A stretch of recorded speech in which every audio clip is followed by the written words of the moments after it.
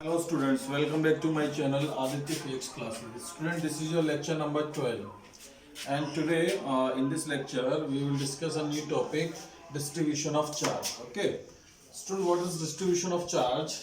You know very well in the previous lecture कि अगर हम किसी बॉडी पे जो इलेक्ट्रिक फील्ड अगर हम लोग कैलकुलेट करते हैं या इलेक्ट्रिक फोर्स हम लोग कैलकुलेट करते हैं इलेक्ट्रोस्टैटिक फोर्स, तो इलेक्ट्रिक फील्ड अभी तक आपने प्रीवियस लेक्चर में ये एक डेरिवेशन आपने किया था E is equal to 1/4 epsilon naught Q upon R square, right. ये डेरिवेशन आप लोग ड्राइव कर चुके थे in the previous lecture. So this derivation, ये डेरिवेशन पॉइंट चार्ज के लिए था, ठीक है ना। Intensity of electric field due to a point charge, ये डेरिवेशन उस पॉइंट चार्ज के लिए था। मान लीजिए यहाँ पे ये कोई ऑब्जेक्ट है, ये कोई बॉडी है, पॉइंट ऑब्जेक्ट है, ठीक है ना। तो इस पे चार्ज है Q, तो पॉइंट चार्ज के लिए ये डेरिवेशन था। सपोज ऐसे ही आप लोग इलेक्ट्रोस्टैटिक फोर्स कैलकुलेट कर चुके हैं, Coulomb's law 1/4 epsilon not Q1 into Q2 upon R square, right. ये डेरिवेशन भी, ये फॉर्मूला भी आप लोग पढ़ चुके हैं, ठीक है। तो यहाँ पे भी ये जो कूलॉम्स लॉ है ये भी पॉइंट चार्ज के लिए है, ठीक है ना। कूलॉम्स लॉ किसके लिए है, एप्लीकेबल कब होगा, जब हमारे ए और बी ये पॉइंट्स पे जो चार्जेस हैं पॉइंट चार्ज रखे हुए, ओके। और इनके बीच का डिस्टेंस r है। तो पॉइंट चार्ज के केस में ये कूलॉम्स लॉ हम लोग अप्लाई करेंगे, ओके। लेकिन अगर सपोज जो हमारा इलेक्ट्रिक चार्ज है वो इलेक्ट्रिक चार्ज किसी बॉडी पे डिस्ट्रीब्यूट हुआ है, ठीक है ना, किसी बॉडी पे, मतलब पॉइंट चार्ज नहीं है, पॉइंट चार्ज ना होके बहुत सारा चार्ज किसी बॉडी पे डिस्ट्रीब्यूट हो रहा है, उस टाइम आप ये इलेक्ट्रिक फील्ड कैसे कैलकुलेट करेंगे उस बॉडी पे, ठीक है। तो नाउ सपोज हमारे पास एक बॉडी है, suppose here we consider a wire, right, this एक हमने वायर लिया है, ठीक है। अब इस वायर को जब हम चार्ज देते हैं, ठीक है, तो वो चार्ज इस तरह से डिस्ट्रीब्यूट हो जाता है इसकी पूरी लेंथ में, ये, ठीक है। और ये चार्ज इस तरह से डिस्ट्रीब्यूट होता है कि इस अगर कोई भी एक चार्ज को आप यहां से पकड़ते हैं तो इस चार्ज पे जो नेट फोर्स होगा वो नेट फोर्स जीरो होगा। जीरो मीन मतलब कि यहां से ये वाला चार्ज जो इस पे फोर्स लगाएगा रिपेल, ये, और ये वाला चार्ज जो इस पे रिपेल फोर्स लगाएगा this net force is zero. Why? Because this force and this force are equal and opposite. So ये वाला फोर्स और ये वाला फोर्स इक्वल एंड अपोजिट है, ओके। तो इस चार्ज पे नेट फोर्स कितना हो गया, जीरो हो गया, ठीक है। तो ऐसे ही ये चार्ज है, ऐसे ही ये चार्ज है, इन सभी पे नेट फोर्स जीरो है। तो ये प्रॉपरली जो डिस्टेंस एक दूसरे से जो इनका डिस्टेंस होता है वो इक्वल होता है, मतलब जितना डिस्टेंस ये उतना ही डिस्टेंस ये होगा, उतना ये होगा, तो इस तरह से ये डिस्ट्रीब्यूट हो जाते हैं, ठीक है, बाय रिपल्सन फोर्स की वजह से। अभी आप और चार्ज देंगे तो ये उसको भी मैनेज कर लेंगे। मान लो और चार्ज देंगे तो वो डिस्टेंस ये और चार्ज दिया तो ये चार्ज पार्टिकल और ज्यादा पास आ जाएंगे। लेकिन प्रॉपरली जैसे हम इसको चार्ज देते हैं तो ये रिपेल होते हैं और अवे दूर जाके और फाइनली एक दूसरे से एक प्रॉपर डिस्टेंस मेंटेन कर लेते हैं और इस तरह से ये यहाँ पे डिस्ट्रीब्यूट हो जाते हैं, ठीक है। तो ये इस कंडीशन में इस वायर पे जो चार्ज डिस्ट्रीब्यूट हुआ है ये इसकी पूरी लेंथ पे डिस्ट्रीब्यूट हुआ है, ठीक है ना। तो इस तरह के डिस्ट्रीब्यूशन को हम लोग बोलेंगे linear distribution, okay. Linear distribution meaning कि चार्ज कैसे डिस्ट्रीब्यूट हुआ है, इसकी पूरी लेंथ में यूनिफॉर्मली डिस्ट्रीब्यूट हो गया है, ठीक है। इसीलिए इसको हमने बोल दिया लीनियर डिस्ट्रीब्यूशन, ओके। नाउ तो अब आप लोग कैसे इलेक्ट्रिक फील्ड को कैलकुलेट करेंगे ड्यू टू दिस वायर या ड्यू टू दिस चार्ज। तो इसमें कितना चार्ज है, क्योंकि अब पॉइंट चार्ज तो है नहीं, इसको आप कैलकुलेट कर पाए इलेक्ट्रोस्कोप से। अब ये जो है ये पॉइंट चार्ज नहीं है, ये चार्ज इसकी पूरी लेंथ में डिस्ट्रीब्यूट हुआ है, ठीक है ना। तो इस पूरे होल चार्ज की वजह से किसी पर्टिकुलर पॉइंट पे suppose in this point P यहाँ पे कितना इलेक्ट्रिक फील्ड है। तो अगर पॉइंट चार्ज होता, मान लो ये अगर केवल इतने से हम इतने लेंथ की अगर हम बात करें और इतनी इतनी लेंथ में ये एक पॉइंट चार्ज आ रहा है, ये एक पॉइंट आ रहा है dl, ये टोटल लेंथ सपोज l है, total length of the wire is l, और ये इतना सा जो लेंथ है ये dl है, और इसको आप लोग बोल सकते हैं पॉइंट चार्ज। तो इसकी वजह से तो आप कैलकुलेट कर चुके हैं पिछले डेरिवेशन में, क्योंकि वहां पे इंटेंसिटी ऑफ इलेक्ट्रिक फील्ड आपने कैलकुलेट करी थी due to a point charge. तो ये इसको हम लोग कंसीडर कर सकते हैं कि ये तो पॉइंट चार्ज है, लेकिन ये पूरा चार्ज जो पूरी लेंथ में, इसको आप पॉइंट चार्ज नहीं कह सकते। तो इसके लिए आप पूरे के लिए कैसे कैलकुलेट करेंगे, तो उसका तरीका क्या है बेटा, नंबर 1 तो आप ये याद रखेंगे कि चार्ज पर यूनिट लेंथ, यानी अगर मैं बात करता हूं कि इस पे पूरे पे चार्ज कितना है, तो पूरा चार्ज कैलकुलेट नहीं होता है। तो हम लोगों ने इसके लिए तरीका यूज किया, मैं बोला charge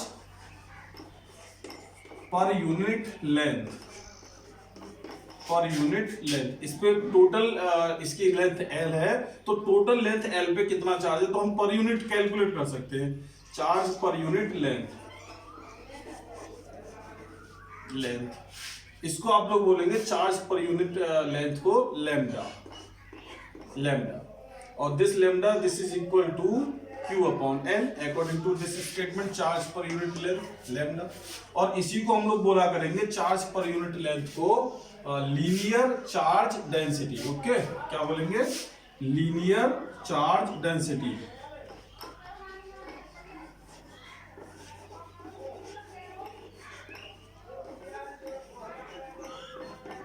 linear charge density lambda is charge per unit length. Okay this, तो अगर मान लीजिए मैं आपसे कहता हूं, सपोज हमने आपसे पूछा कि बताइए 1 यूनिट लेंथ पे चार्ज कितना है, तो आप क्या ध्यान देंगे, 1 unit, if L is equal to 1 unit means 1 metre suppose, या 1 सेंटीमीटर, जो भी आप स्केल यहाँ पे यूज कर रहे हैं, तो लैम्डा किसके बराबर है, Q के बराबर है।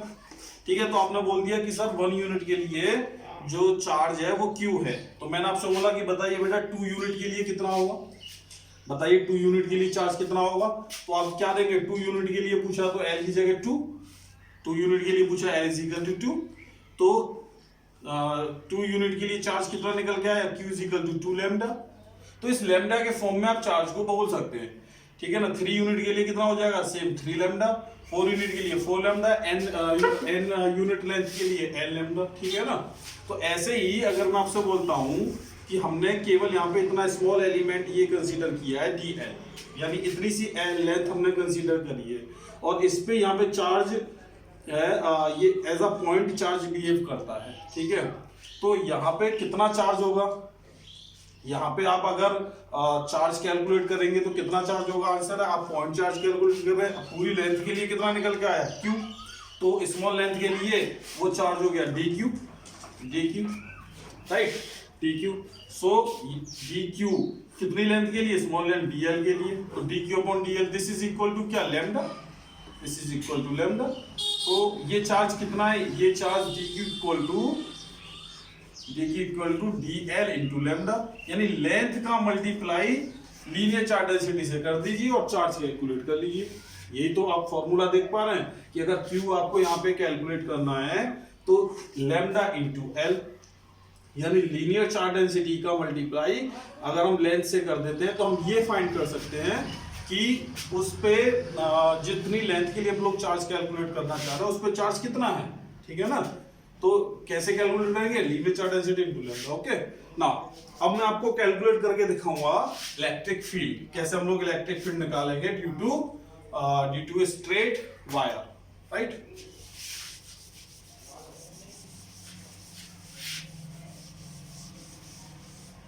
Suppose again here we consider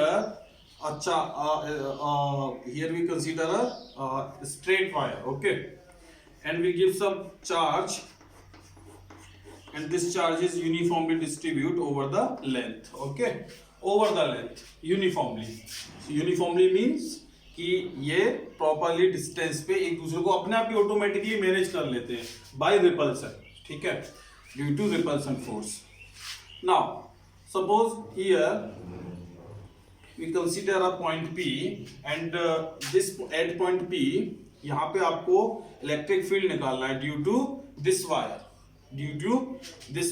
A B, इस ए बी वायर की वजह से आपको यहाँ इलेक्ट्रिक फील्ड निकालना है, right. And the length of the wire is L. अब ये पॉइंट चार्ज नहीं है, ठीक है, तो here we consider small element this, okay, this element, okay, and the length of this element is dl, the length of this element is dl, and the charge of this element is dq। Charge हमने यहाँ consider कर लिया dq और length इसकी consider कर ली इतना, ठीक है। on the distance of this point p, this distance from this point charge, from this small element dl, the distance is r। so now by जो आपने पिछले लेक्चर में इंटेंसिटी ऑफ इलेक्ट्रिक फील्ड निकाला था ड्यू टू पॉइंट चार्ज, उसको यहाँ पर आप क्या लगा सकते हैं। So due to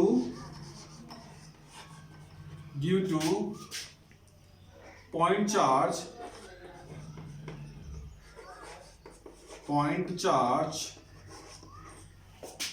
dq is point charge, okay, ये small element। so due to point charge dq, the electric field at point p is de means small electric field, okay, क्योंकि चार्ज भी आपने कितना स्मॉल कंसीडर किया है dq। So this is equal to, यहाँ पे आप वो वाला कॉन्सेप्ट लगा सकते हैं क्योंकि वो पॉइंट चार्ज के लिए था, और यहाँ भी हमने ये कंसीडर किया है कि ये जो चार्ज है हमारा पॉइंट चार्ज है, ठीक है ना, due to point charge dq। So 1/4πε0 dq upon r square, okay, r square this, okay.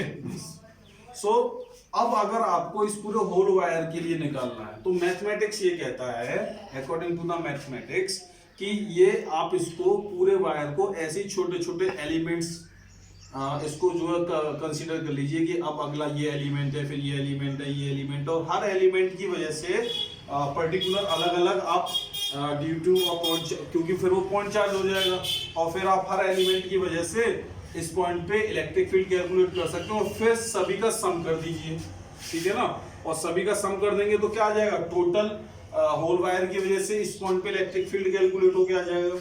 लेकिन मैथमेटिक्स इसके लिए सिंपल रूल क्या बना देता है कि आप ऐसे अलग अलग अगर सबका सम करेंगे तो बहुत टाइम लगेगा, तो उसके लिए मैथमेटिक्स ने फॉर्मूला दे रखा है कि आप इसका इंटीग्रेशन करा दीजिए। इंटीग्रेशन ऑलरेडी क्या, इंटीग्रेशन से हम क्या करेंगे, पूरे का सम ही कर देते हैं, ठीक है। तो हमने यहाँ स्मॉल एलिमेंट का कंसीडर कर लिया। अगर आप अब इस पूरे का इंटीग्रेशन करा देते हैं, इसका इंटीग्रेशन करा देते हैं और एल लेंथ के लिए, तो वो क्या हो जाएगा, होल वायर की वजह से इलेक्ट्रिक फील्ड कैलकुलेट हो जाएगा। Now the electric field of the whole wire, this is equal to E, okay, E, and this E is integration dl, sorry de, इसी का हम लोग क्या कर सकते हैं, इंटीग्रेशन करा सकते हैं, ठीक है। सो दिस इज, और लिमिट भी लगा सकते हैं कि कहां से कहां तक के लिए निकालना है, ठीक है। तो de value, put the value of de 1/4πε0 dq upon r square, right, dq upon r square. और यहाँ पे आप इस वैल्यू को, क्योंकि ये तो कांस्टेंट वैल्यू है, इसको आप बाहर कर सकते हैं 1/4πε0, right, and put the value of dq। So answer is dq, देखिए लैम्डा इज इक्वल टू क्या था, dq ओवर dl, ये तो था, या dq अगर आप कैलकुलेट करना चाहते हैं तो dq क्या होगा, dq मैंने पहले ही बोला था कि चार्ज कैलकुलेट कर रहे हैं आप इस पॉइंट पे, तो क्या होगा, linear charge density into length, तो लीनियर चार्ज डेंसिटी तो लैम्डा होगी, और लेंथ कितना, dq चार्ज कितनी लेंथ के लिए है, dl के लिए, तो dq की वैल्यू कितनी होगी, लैम्डा इनटू dl। तो put the value here, so integration lambda into dl upon r square, right, r square. So this lambda is constant, so इस लैम्डा को भी आप बाहर कर सकते हैं, कितना मिलेगा 1/4 pi epsilon naught lambda integration dl upon r square, right this. So ये इलेक्ट्रिक फील्ड हो गया due to a straight wire. Okay, note कर सकते हैं इसको।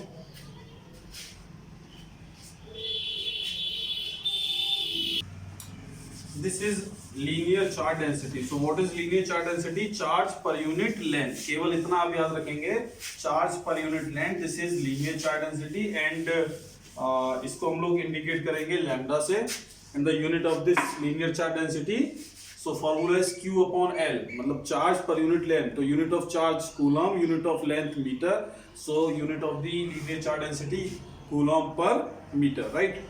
Second is surface charge density. Surface charge density. अभी आपने पहली उसमें पढ़ा था कि लीनियर डिस्ट्रीब्यूशन ऑफ चार्ज, अब होगा सरफेस डिस्ट्रीब्यूशन ऑफ चार्ज। मतलब पहले हमने ये वायर कंसीडर किया था और इसकी पूरी लेंथ में over the length charge distribute हो गया था। लेकिन अगर सपोज ये एक सरफेस है, ठीक है, surface means length into breadth, ठीक है। सो अगर हम इसको चार्ज देते हैं तो वो इसके पूरा एरिया में डिस्ट्रीब्यूट होगा, ठीक है ना, यूनिफॉर्मली डिस्ट्रीब्यूशन उसका हो जाएगा। Suppose this,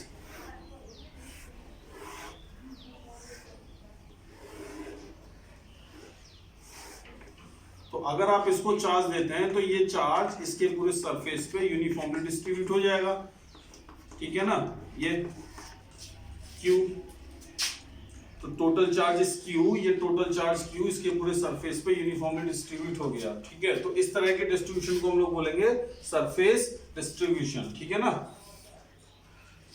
now surface distribution, सो अभी हम यहाँ पे कैलकुलेट करना चाहते हैं surface charge distribution. So surface charge density. So जैसे लीनियर चार्ज डेंसिटी था चार्ज पर यूनिट लेंथ, क्योंकि वहां पे जो चार्ज था वो ओवर द लेंथ डिस्ट्रीब्यूट हुआ था, यहाँ over the surface means over the area. तो इसके पूरे एरिया में ये डिस्ट्रीब्यूट हुआ है, ठीक है। तो यहाँ पे जब हम कैलकुलेट करेंगे surface charge density, and this is denoted by sigma. So sigma this is equal to Q upon S, ठीक है ना। Q upon S means charge per unit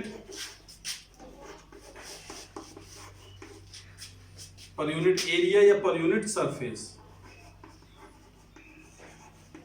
charge per unit area is called, इसी को हम लोग क्या बोलेंगे, surface charge density. Sigma is equal to Q upon S। Okay, तो अभी अगर यहाँ पे आप इसकी सरफेस की वजह से इस पॉइंट P पे अगर आप इलेक्ट्रिक फील्ड कैलकुलेट करना चाहते हैं तो यहाँ पे इतना आपने ये एक स्मॉल सरफेस यहाँ पे कंसीडर कर लिया, ये पूरा सरफेस इसका एरिया जो भी है ए एरिया, लेकिन अभी हम छोटा सा यहाँ पे स्मॉल सरफेस कंसीडर कर सकते हैं। तो यहाँ पे जो चार्ज है इतने स्मॉल में, इसको हम बोल सकते हैं dq मींस पॉइंट चार्ज।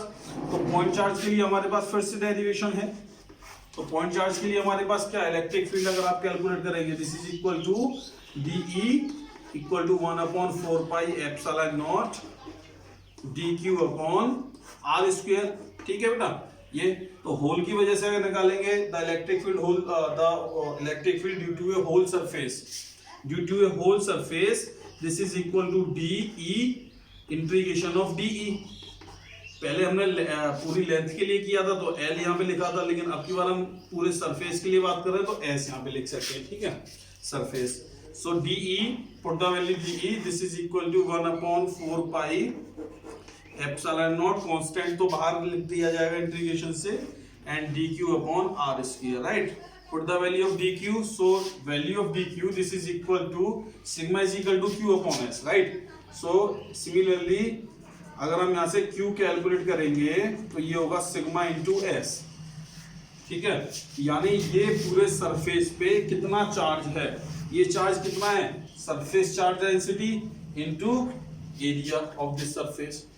तो अभी अगर मैं यहाँ पे कैलकुलेट करना चाहता हूँ इतने सरफेस के लिए कि इस पे चार्ज dq की वैल्यू कितनी है, तो answer is dq is equal to surface charge density into surface into area of this surface. So area of this surface this is equal to ds. इस पूरे का s था तो इसको हमने बोल दिया कि ये स्मॉल है तो ds. So dq equal to sigma into ds. Put the value here. Now 1/4 pi epsilon naught. Sigma constant बाहर आ गया, ये रह गया आपका यहाँ पे dq की वैल्यू लगाई सिग्मा इंटू ds, सिग्मा यहाँ आ गया ds upon r square. This is electric field due to a surface. Okay, now note this point. So unit of this surface charge density, unit is coulomb upon unit of area. So coulomb per कितना होगा बेटा, coulomb per metre square, right, this coulomb per metre square unit of surface charge density. Next is yes volume charge density, right, volume charge density. Suppose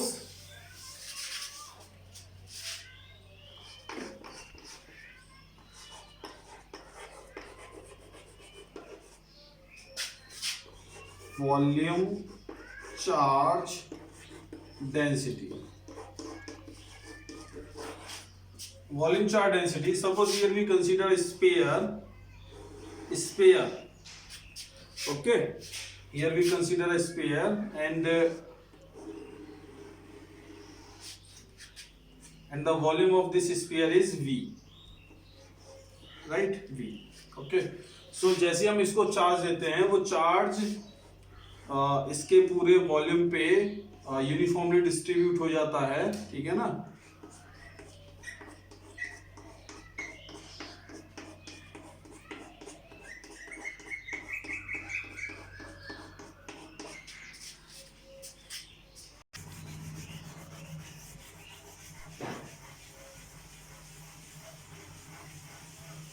ये एक sphere है, right. सो अभी इस पे जो चार्ज है वो Q है, टोटल वॉल्यूम है इसका V, राइट। तो वॉल्यूम चार्ज डेंसिटी मींस जब हम किसी स्फीयर को चार्ज देंगे then charge is uniformly distribute over the volume. So this type distribution is called volume distribution of charge. Okay, now volume charge density means it is represented by lambda, it is represented by rho. This symbol is rho, right, rho. This is equal to charge per unit volume। देखिए तीनों को clear कर लीजिएगा, linear charge density charge per unit length, surface charge density charge per unit area and volume charge density charge per unit volume। okay, so charge per unit volume Q upon V, this, okay, charge per unit volume, charge per unit volume, this is volume charge density and the unit of this, so unit is coulomb per meter cube, right, this। so अगर here we suppose a small element this, so अभी हम इसकी वजह से यहाँ पे electric field calculate करना चाहते हैं r distance at point P, तो हमने यहाँ कंसीडर कर लिया स्मॉल वॉल्यूम, है ना, small volume is V dV, ये हमने स्मॉल वॉल्यूम कंसीडर कर लिया। तो इस स्मॉल वॉल्यूम पे चार्ज कितना होगा वो आपको कैलकुलेट करना है। तो answer is the charge on this small volume, this is, देखिए charge of this volume total V, this is equal to V into rho. अगर आप ये इस पूरे वॉल्यूम पे चार्ज निकालेंगे तो ये कितना होगा, Q is equal to density volume charge density into volume of this sphere, right. तो अभी हम केवल इतने एलिमेंट पे चार्ज कैलकुलेट करना चाहते हैं, तो सपोज इसका वॉल्यूम है dv, so charge on this volume, this is equal to dq, this is equal to surface charge density rho into volume of this element dv, right? Yes. So electric field due to this is equal to de, same अब आप सीख चुके होंगे बेटा 1/4 pi epsilon naught dq upon r square, right? So the electric field due to the whole volume, the electric field due to the whole volume, this is equal to integration कर सकते हैं, volume के लिए बात कर रहे हैं तो v 1/4 pi epsilon naught dq upon r square. So put the value of dq, so this is equal to 1/4 pi epsilon naught. Put the value of dq, this is equal to rho into dv. So rho को बाहर किया, dv upon r square. So this is electric field due to a sphere, okay, due to a sphere. So अभी आप square की वजह से calculate कर सकते हैं, मींस वॉल्यूम की वजह से कैलकुलेट कर सकते हैं, एरिया की वजह से कैलकुलेट कर सकते हैं, मींस सरफेस, और आप कैलकुलेट कर सकते हैं electric field due to a straight wire, right? तो ये तीन केसेस आप लोगों ने आज सीखे, linear charge density, areal charge density या सरफेस चार्ज डेंसिटी, और third is volume charge density, okay, unit charge per unit length, that is called linear charge density, charge per unit surface, that is called surface charge density या aerial charge density, and the charge per unit volume distribute per unit volume, this is called volume charge density, okay? So तीन method हम लोगों ने आज सीखे, कल हम लोग डिस्कशन करेंगे property of electric field, okay, and electric dipole also. So now today we will close here. In the next lecture we will discuss a new topic. Thank you.